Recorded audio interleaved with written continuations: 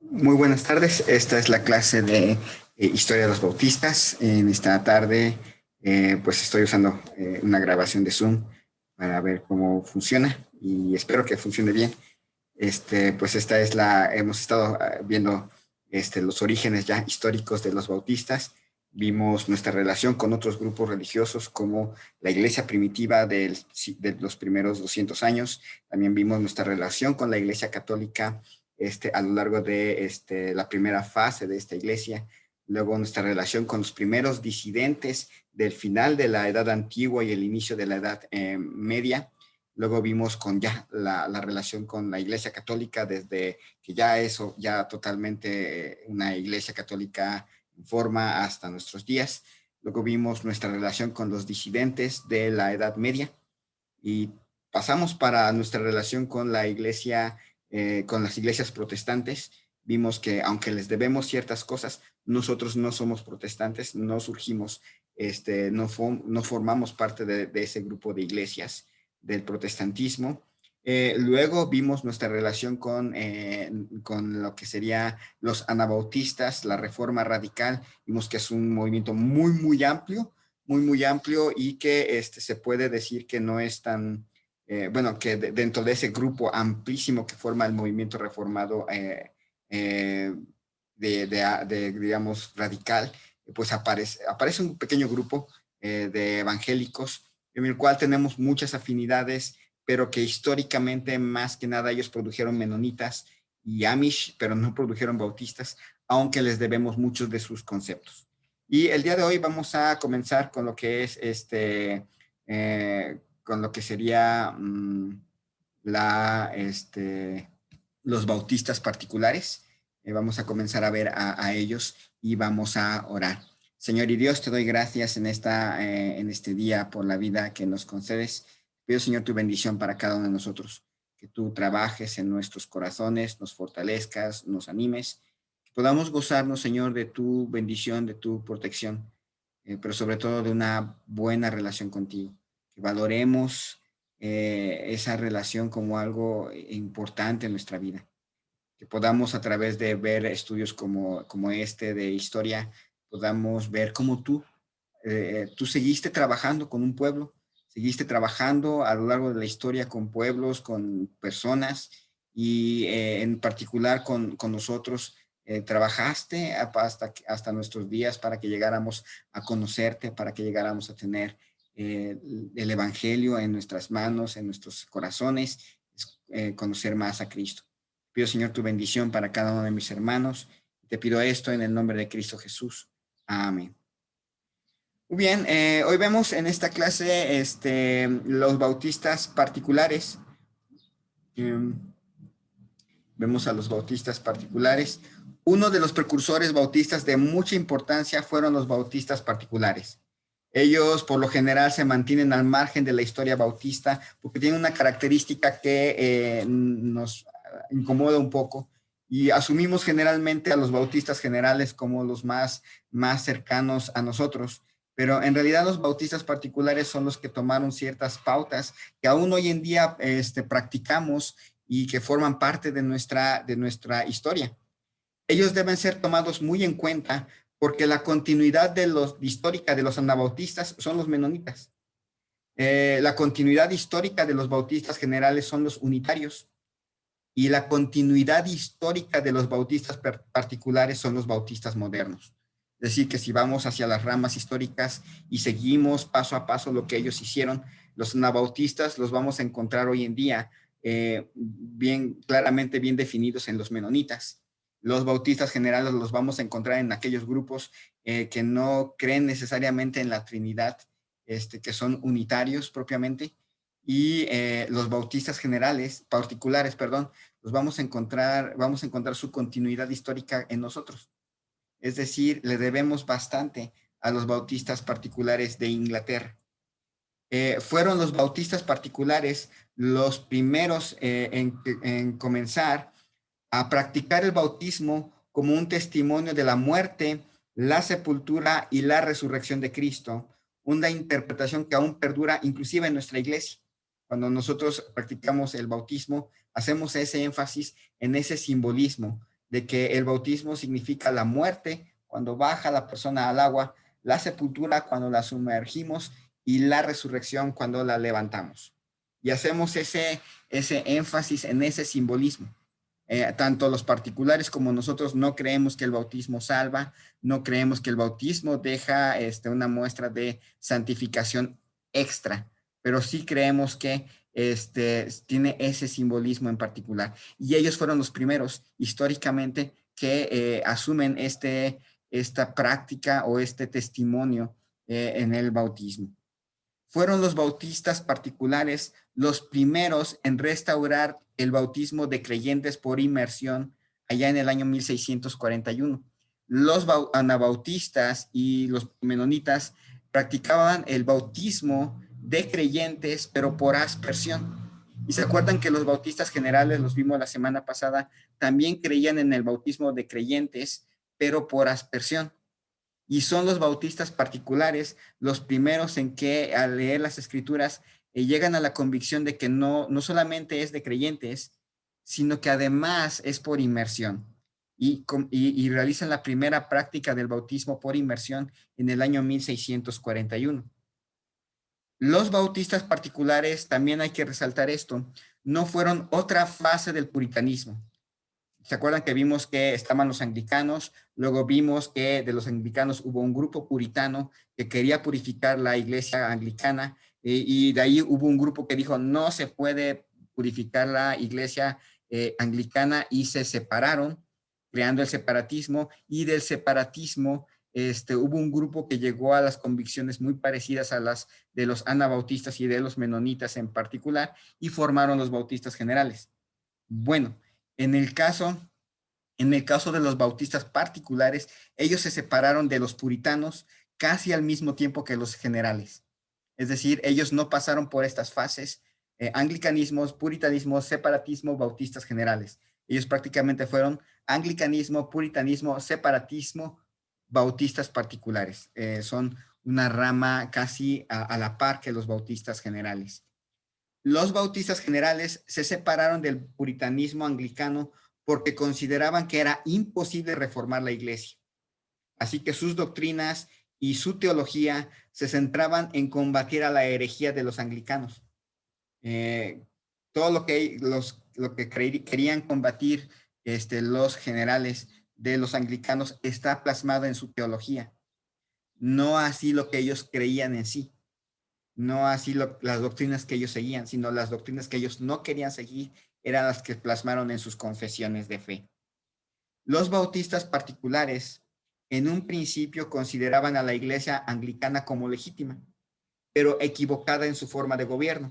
¿Se acuerdan que los anglicanos creían que en su forma de gobierno dejaron la estructura de gobierno de la iglesia católica, con la diferencia que en lugar de papa y cardenales, en lugar de papa pusieron al rey o a la reina, según fuera necesario, según fuera la situación del momento, como cabezas de la iglesia? Los bautistas particulares decían, ahí está un error importante. Ellos partían de una teología, los bautistas particulares, ellos partían de una teología más calvinista.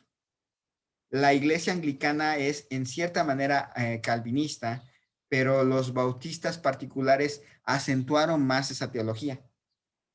Y al acentuar más esa teología y esa lucha en contra de la forma de gobierno de la iglesia anglicana, fue lo que decidió no a los bautistas particulares, sino a la iglesia de Inglaterra a separarlos. Es decir, los bautistas particulares no se separaron de la iglesia de Inglaterra, fue la iglesia de Inglaterra la que separó a los bautistas particulares por su teología y por su manera de pensar en cuanto a la forma de gobierno de la iglesia.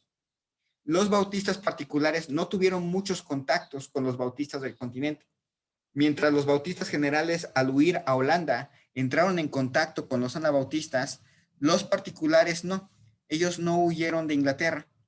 Ellos permanecieron en Inglaterra y casi no entraron en contacto con los anabautistas. A ellos se les llamó particulares porque retuvieron la doctrina calvinista de que Cristo solo murió por los elegidos, que no murió por todos, sino solamente por un grupo de personas. Por eso se les llamó particulares.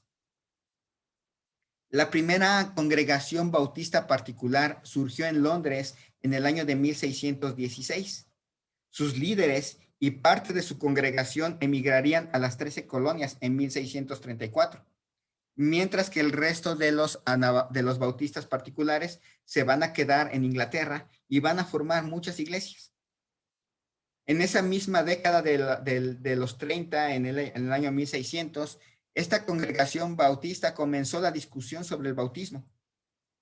¿Se acuerdan que también los bautistas generales tenían esa discusión?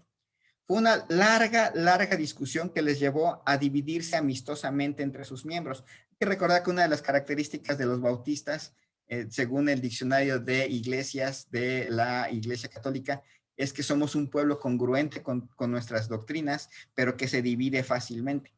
Bueno, en la iglesia, estas iglesias particulares no fueron la excepción. Se dividieron hasta que las dos divisiones llegaron a la conclusión de que el bautismo era por inmersión y para creyentes. Para el año 1654, las congregaciones que habían surgido de esta primera congregación se consideraban bautistas. Ya estaba ese nombre y ya lo tenían bien plasmado en los nombres de sus iglesias, ya lo tenían bien plasmado en sus confesiones de fe, en sus documentos, ya se declaraban bautistas. Con todo esto, no se debe descartar completamente los aportes anabautistas y de los bautistas generales en la formación de nuestra denominación. No debemos de negar que de los anabautistas tomamos algunos conceptos que son muy importantes en nuestra denominación el día de hoy, especialmente el evangelismo. De los bautistas generales también tomamos bastantes cosas importantes en cuanto a doctrina, pero de los bautistas particulares es donde más tenemos afinidades tanto doctrinales como de práctica y que se han arraigado en nuestra denominación. En Inglaterra, con la ruptura definitiva con Roma, vino la apertura de la Biblia al hombre común. Los que podían leer la leían y la tomaban verdaderamente en serio y comenzaron a notar las diferencias y comenzaron a moverse en dirección del Nuevo Testamento, especialmente en la eclesiología. Hay que recordar que hay muchas cosas de doctrina que compartimos con los luteranos, con los presbiterianos, que compartimos con los anglicanos, pero especialmente en la cuestión de la eclesiología es donde las divergencias son enormes, donde no tenemos mucha afinidad en cuanto a lo que creemos de lo que debe ser una iglesia.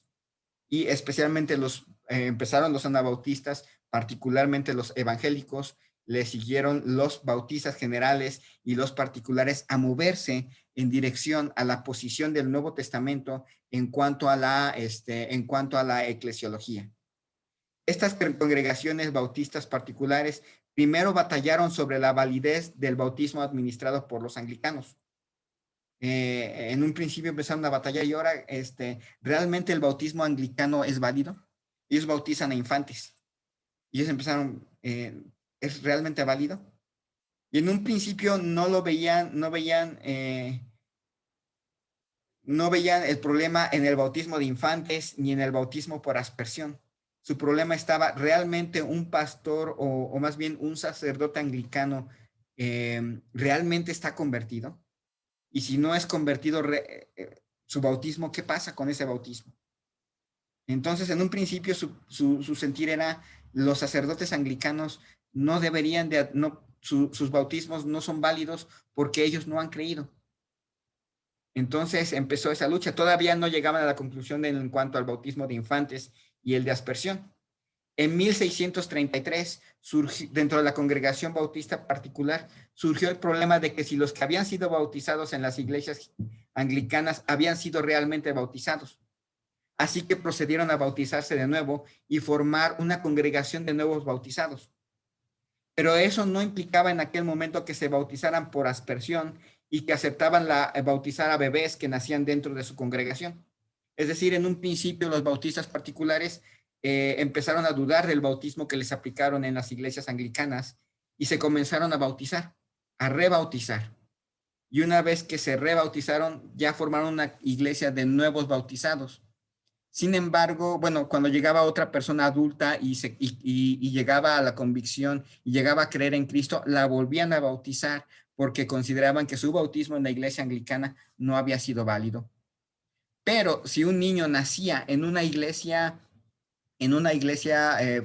bautista particular, no tenían problema.